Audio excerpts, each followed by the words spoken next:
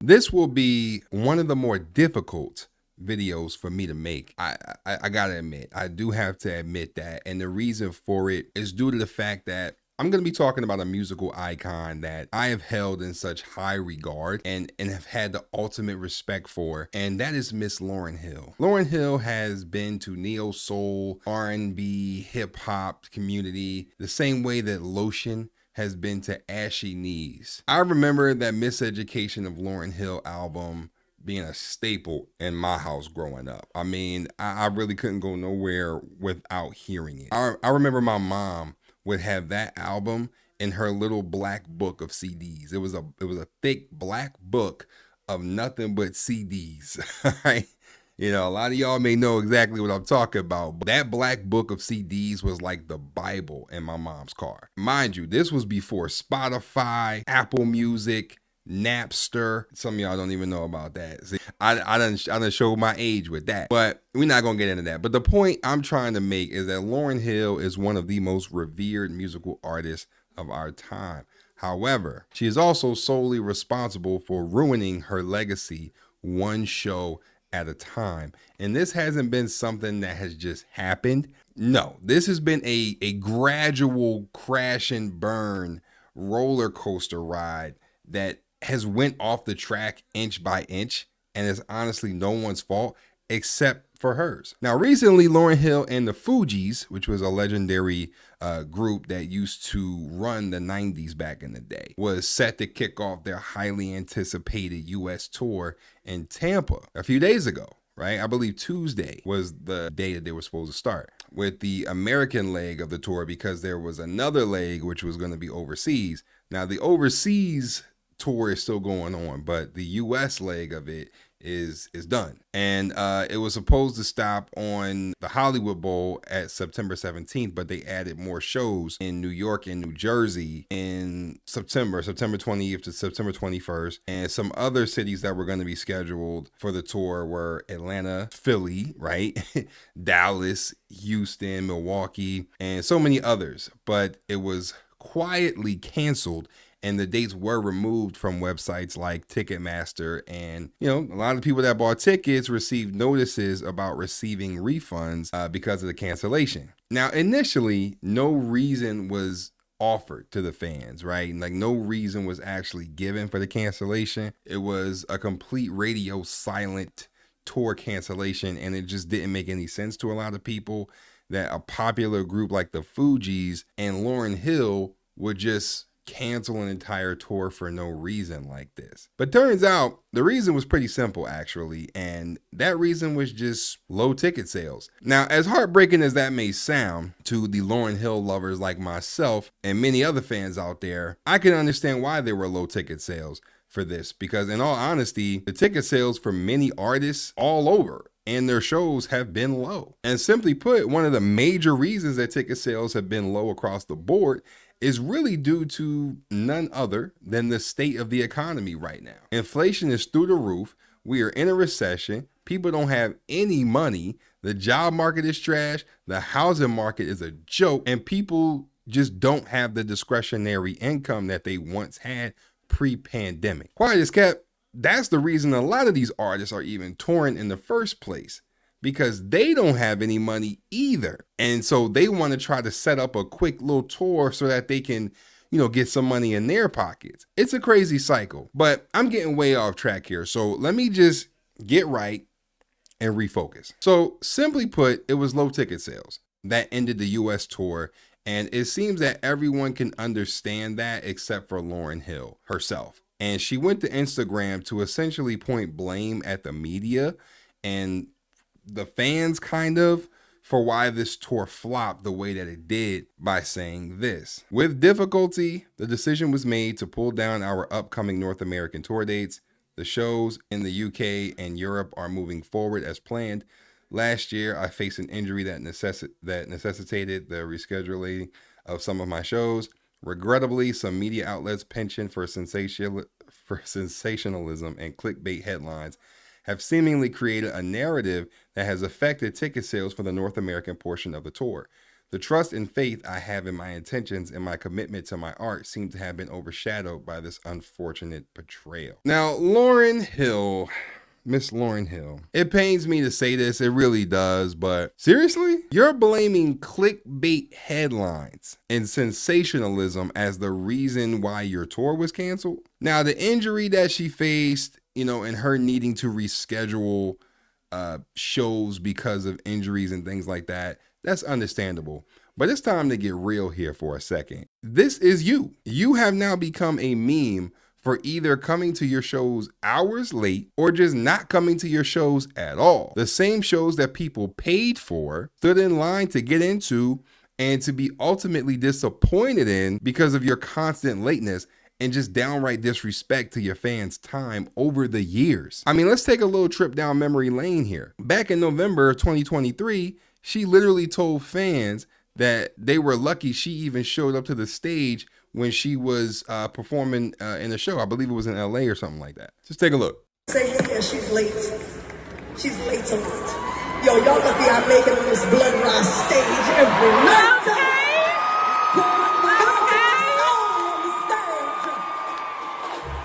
But I don't do it because they let me do it. I do it because I stand here in the name of God and I do it.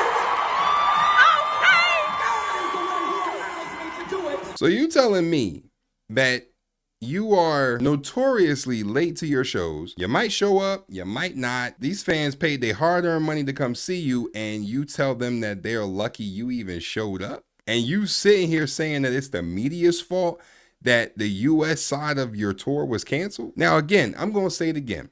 If there is an unforeseen medical reason, you woke up and you got the measles, or, you caught a sudden case of the Black Plague or something, I can understand having to come, a little late or rearrange your show, postpone your shows, things like that. But every time, Lauryn, every time, just think about this for a second. Let's just say you are at your job and every single day you have some unforeseen circumstance as to why you're late or couldn't show up to work. At a certain point, your boss is just going to chuck up the deuces and just tell you to pack your shit up and go. It's that simple. You're not doing your fans any favors by going on tour and performing like this. Like, usually these concerts are mutually beneficial, right? Like, both the artist and the fan both get something for what they put in. The artist gets paid to perform, and in return, the fan gets a good show that they can be entertained by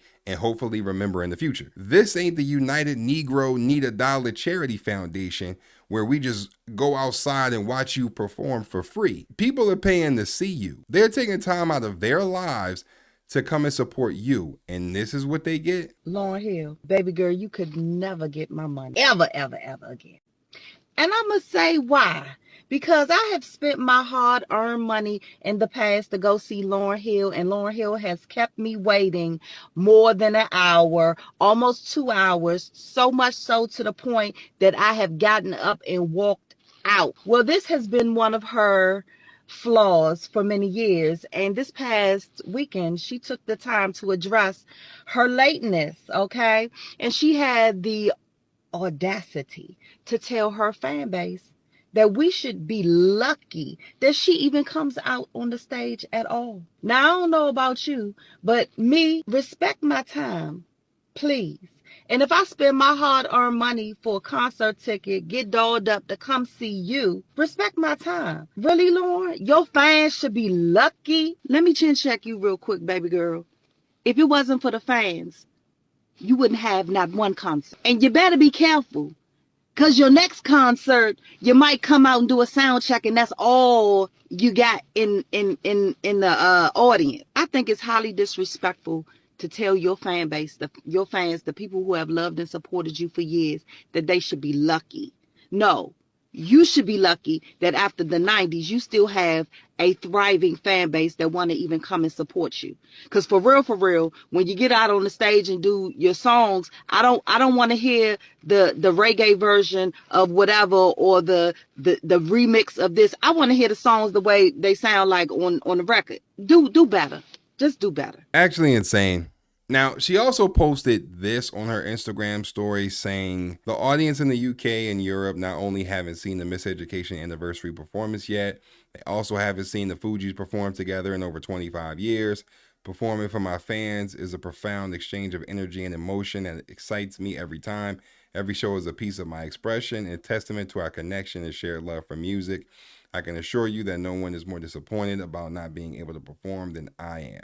She said performing for her fans excites her every time and that every show is a piece of her, and a lot of word salad that really falls on deaf ears because she may enjoy performing. However, it doesn't translate to the fans in that way. It really does look like you don't give a fuck about the fans and that you really don't want to be there. You actually, believe it or not, are saying the exact opposite of what you actually are doing the exact opposite of what you wrote here in the statement.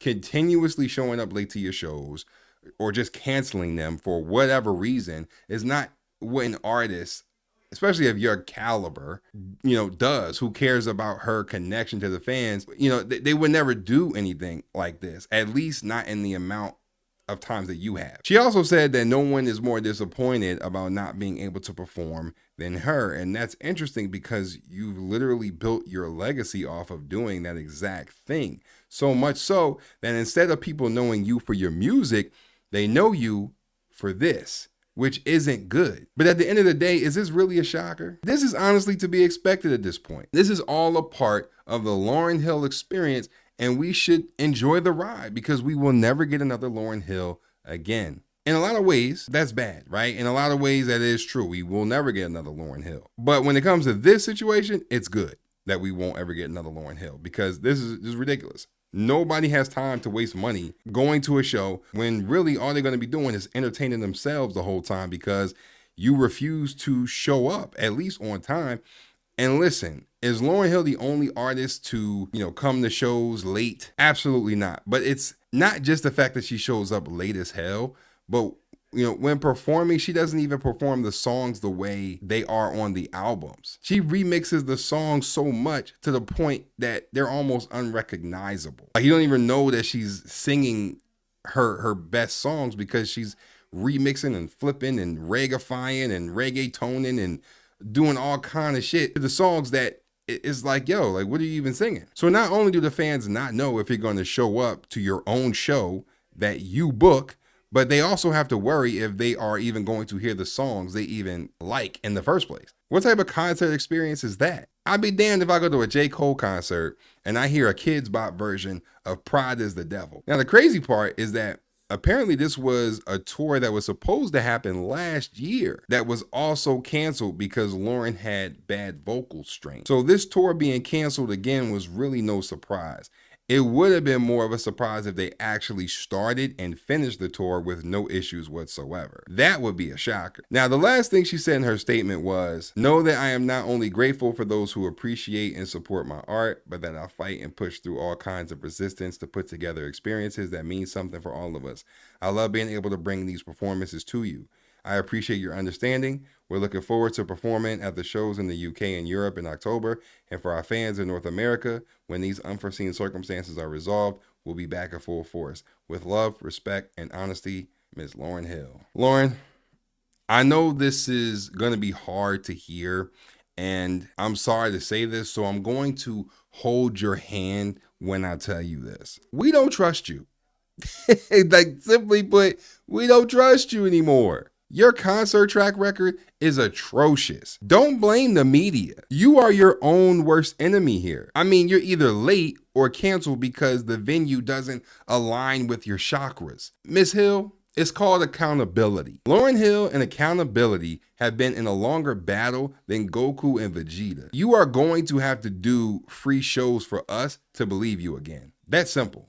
We as fans are going to have to be the judge, and you're going to have to get back into the good graces of the people because what you're doing is not it. You're just not dependable. And there's a million concerts going on right now with people who show up and show out. The unpopular truth here is that you are causing your audience to fade into the abyss. And to be real, there are a lot of people who are starting to lose the respect that they once had for you, so much so that they don't even care about you anymore. I honestly hear people say stuff like, why does Lauryn Hill get so much praise and she only has one album out? But meanwhile, other artists get crucified if they're not dropping enough projects. For example, Kendrick, Cardi B, just to name a few. The only difference is they'll at least, do some collabs, and release some singles every now and again. Lauryn Hill is riding off of the success of one studio album. Now, in saying that one studio album, that one album, The Miseducation of Lauryn Hill is one of the few, if not the only album to receive 5 Grammys in one night, back in the 90s, including the most coveted Grammy award, which was Album of the Year. That would make sense considering that same album sold more than 10 million copies alone. And mind you, this was before Spotify and streaming and all that shit. Like, you had to physically go to the store and get the CD. That's crazy. But still, that was back in 1998.